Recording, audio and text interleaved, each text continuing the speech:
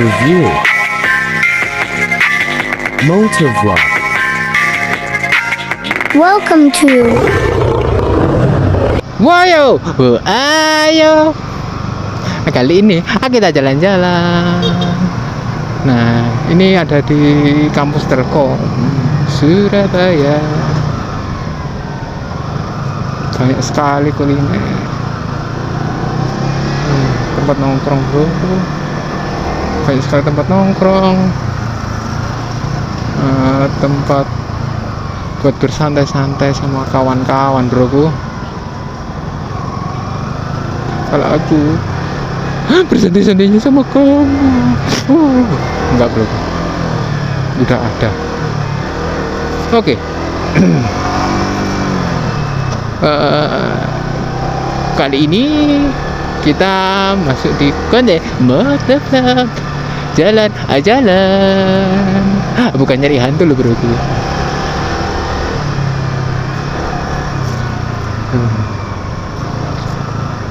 Perbaikan jalan bro, harus hati-hati.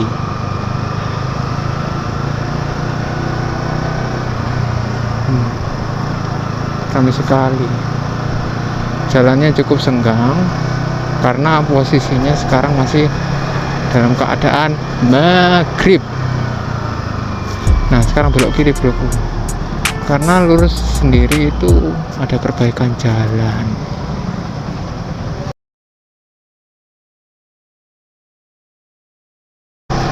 Oke,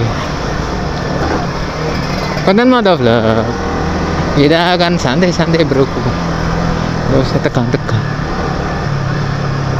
Tapi ini bukan kita di ospek, bukan acara nonton horor, jadi nggak usah tegang-tegang, santuy saja bro. Ya kalau misalkan cara pembawaan saya kalau motovlog terlihat alay, ya gimana ya bro. Masalahnya aku sendiri nggak bisa serius bro. Yang penting yang paling enggak itu jelas, walaupun aku sendiri nggak bisa serius, paling enggak ketika aku membahas jelas, nggak berluar ya belepotan lah wajar bro. Ya sama santai-santai toh.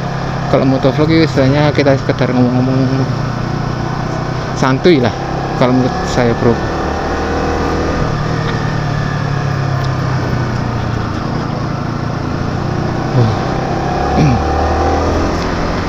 Motovlog. Oke. Kenapa aku di sini ngambil konten tentang otomotif bro? Karena salah satunya ya bro, kenapa aku ngambil konten otomotif ya karena adanya Risma ini bro. Akiknya bukan badukun bro, cuma suka pakai koleksi gitu. Oke. Next, selanjutnya karena ada Risma ini yang membuat aku tertarik. Nah, kalau motorsport contoh bro, ada iklan. Nah kalau motorsport sendiri bro, kalau menurut saya kalau semisal standartan sebenarnya udah bagus, apalagi WGP ini walaupun 150 cc 155 lah, bukan 150 nyel, 155 bro, tapi sudah cukup bagus menurutku buku, bahkan bisa dikatakan bagus. Jadi nggak usah dimodif apa-apa, kan sebenarnya udah bagus untuk modelnya, tampilannya. Untuk kalau menurutku sendiri mungkin untuk beberapa orang ada yang kurang cocok, maksudnya aneh karena ada bentuk mata yang seperti itu dan ada bintik, layaknya mungkin bisa dikatakan mungkin alien lah, aneh-aneh gitu, gimana gitu. Bukan enak-enak gimana bro, tapi aneh-aneh gimana gitu. Mungkin ada beberapa orang yang menganggap gitu, atau kurang cocok dengan model yang seperti ini, entah apapun itu. Nah karena adanya Risma ini yang ngebuat aku penasaran untuk modifikasi, karena untuk stylenya aku sendiri bro, itu lebih ke arah big bike sport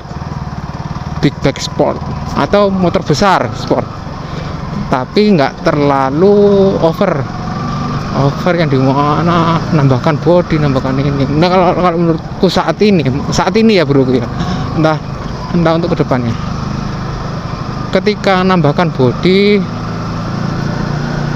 menurut aku sendiri kurang cocok bro, karena agak gimana gitu bro, kurang menarik hati kalau buat aku sendiri bro.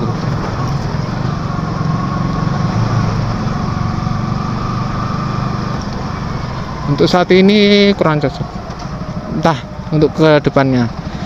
Jadi saya nggak berani mengatakan oh saya nggak suka, nggak berani, karena saya pernah kemakan omongan saya sendiri. Apa sih knalpot racing, apa sih ini, ujung-ujungnya motor seperti ini tak kasih knalpot racing, tak modif. Padahal dulu awal mula saya memang kan pertama kali lah memiliki motor sport, meskipun masih masih anak-anak, atau istilahnya motor sport junior, yang dimana 150 cc bro. Terus saat ini 125 cc sport menurut saya masih belum ada di Indonesia, cuma kurang tahu lagi. Untuk motor sport junior sendiri ada iklan. Untuk motor sport sendiri, kenapa kok lebih suka di modif dibandingkan yang dulu enggak dulu sih broku, sampai saat ini juga masih menggunakan kendaraan operasional, yaitu Matic Mini ya. Sepantarannya kalau dari produk dari dealer Y atau perusahaan Y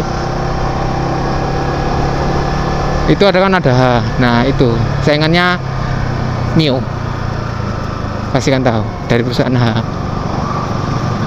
dari AHM.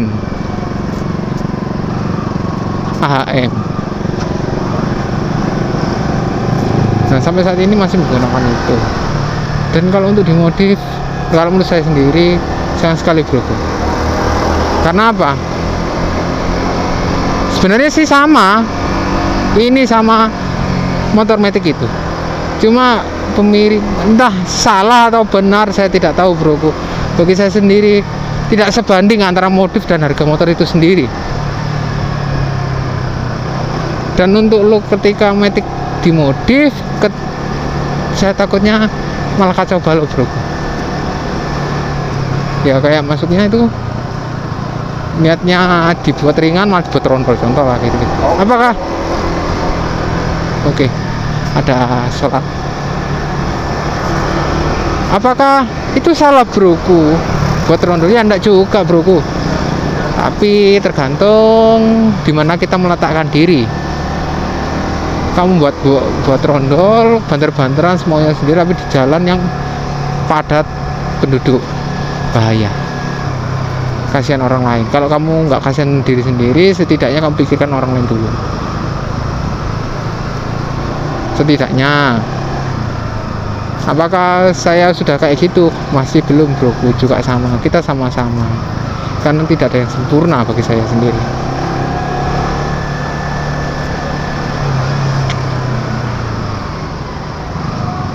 Terus misalkan balik lagi ya bro, di trondol gitu, trondol apakah salah? Ya tidak salah. Trondol ketika modifnya bagus, ya bagus hasilnya. Terus menggunakannya misalkan modifnya standar lah, umum lah, modif trondol umum, tapi penggunaannya bisa menghargai orang lain, nggak ugal-ugalan, nggak pepet sana pepet sini, brek gitu ya. Kenapa nggak apa-apa, hak individu. Cuma ya kalau di jalan bebas harus hati-hati. Kalian pasti tahu karena apa. Apakah aku ngomong gini apa namanya, trondol itu selalu kayak gitu ya, enggak juga, enggak semuanya trondol kayak gitu. Pada standar pun ada beda modifikasi, hedon ada beda modifikasi yang seperti anu ya, ada yang ugal-ugalan. Semua tergantung dari pilot. Kalau pilotnya ngawur, itu hati-hati. Berani boleh, berani dalam arti serut istilahnya berbelok, apa berbelok, kalau zigzag bahaya bang. Kalau orang kecepatan tinggi berani boleh, tapi ya kondisi ya amit-amit ya bro, kecepatan tinggi tiba-tiba blong blak, itu amit-amit.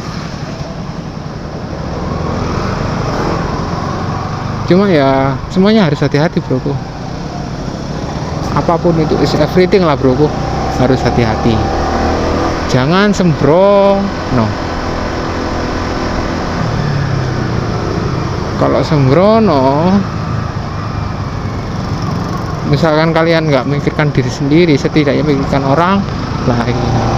Kalau sembrono, apakah berdampak enggak sih untuk orang lain? Kalau berdampak, yo hati-hati broku. Jangan terus juga berkendara ya broku ya, jangan terbiasa, menurut saya bro,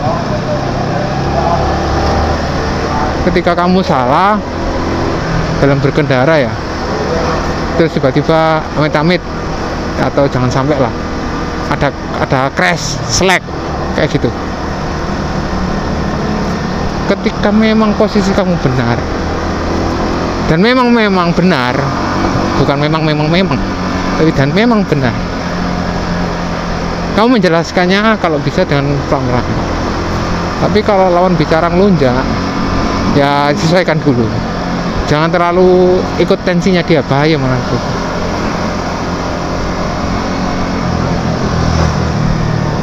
Jadi kalau misal kita ngerasa salah dan itu memang salah kita, ya kita secara jantan, apalagi cowok ya bro, apalagi kita cowok, terus kita modelnya kayak, terus aku nggak mau, misalnya aku bahasa salah, aku walaupun salah, aku tetap bener. Jangan sampai bro. Kalau bisa, kalau kalian merasa kalian sendiri itu salah, ya bilang salah, ya saya salah, saya minta maaf, secara jantanisme. Jantan. Apakah ketika bilang gitu terus kita kaum cowok merasa ternodai? Ya enggak juga, dan bisa dikatakan enggak. Terus misalkan udah gitu orang lain tiba-tiba masih marah, ya kita jelaskan pelan-pelan, dan misalkan niatnya untuk bertanggung jawab, ya bertanggung jawab bro. Kecuali kalau misalkan kita udah pelan-pelan, sabar, istilahnya kalau dalam Islam bro ya, kita bertawakal atau apapun itu sejenisnya, ya saya sabar lah, berserah diri sama Tuhan. Ketika sudah berusaha untuk meminta maaf, tiba-tiba dia melakukan penyerangan, mengancam, nah itu baru beda cerita bro. Yang penting apa? Kita melakukan hal baik dulu. Kalau hal baik kita tidak dihargai, malah kita terancam, kita dihajar, dipukul, dendang, atau bahkan pakai senjata, itu baru kalau bisa kita membela diri. Terserah maunya kayak gimana, digoreng, dioseng-oseng, ya silakan bro. Ada knalpot bro, suaranya brong ya bro, ya sama kayak knalpot saya bro. Nah ini sudah sampai di sepanjang bro.